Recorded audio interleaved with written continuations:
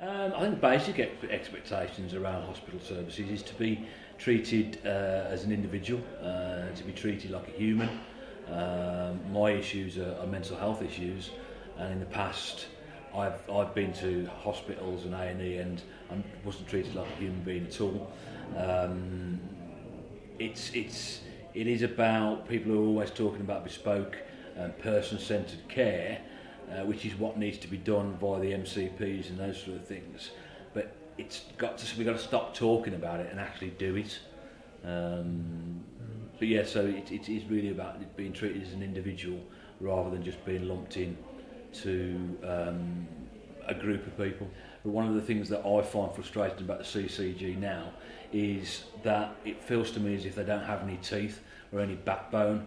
If they're setting up MCPs which are a 15-year contract, they're never going to be the same when you start as when they end. So it's time to actually strap on a pair and be the CCG, stop asking us questions and get it done.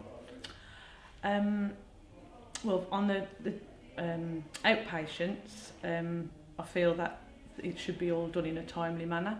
That if you've got a time slot, then you should be pretty much seen within that time slot, not an hour later. So I think that could be re-looked at and organised a bit better. I feel that the attitudes of the staff that work there needs looking at, because some are very good, but some are very negative and really don't want to give you the time of day.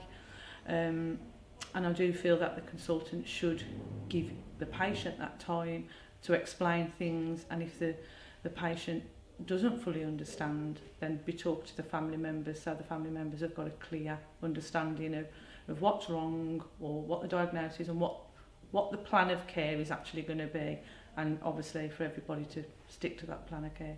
But I think the overall thing for me is the time frames and the attitudes of staff. To be made aware of everything that's available, to have the full facts in order to be able to make an informed decision on what's available and the best treatment for me in the professional's eyes, but also giving me the facts that I can make an informed decision at the end of it. I expect to be treated with respect.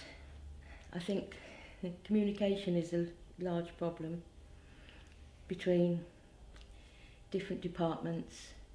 Yeah, and I think sometimes responses, well, I found one in particular I felt was possibly age-related, in that I felt that I was spoken to as if I was either deaf, dumb and or stupid. And you just expect people to be professional, but also caring. And I don't think all of the people who work in hospitals are in it like every other profession. They're not in it for the right reasons. Efficiency, care, compassion, accuracy and honesty and transparency. As long as you've got caring and as long as you've got transparency, if something goes wrong, then admit that it's gone wrong as soon as it's gone wrong, and just be honest and tell them what you're going to do and put it right, as soon as possible. I actually run a support group for people with Ehlers-Danlos syndrome. We have now come to expect from Dudley services that we won't be listened to, that we won't be treated as an individual, that we won't be treated like a human being, that we will see someone that doesn't understand about Ehlers-Danlos syndrome. When you go to A&E, you see the triage nurse say, I've got hypermobile Ehlers-Danlos syndrome. You go, Ehlers what? How do you spell it? What is it? So I believe in make every contact count, which staff should be doing, but also from a patient and from a support group area coordinator, we have to make every contact count with regards to education.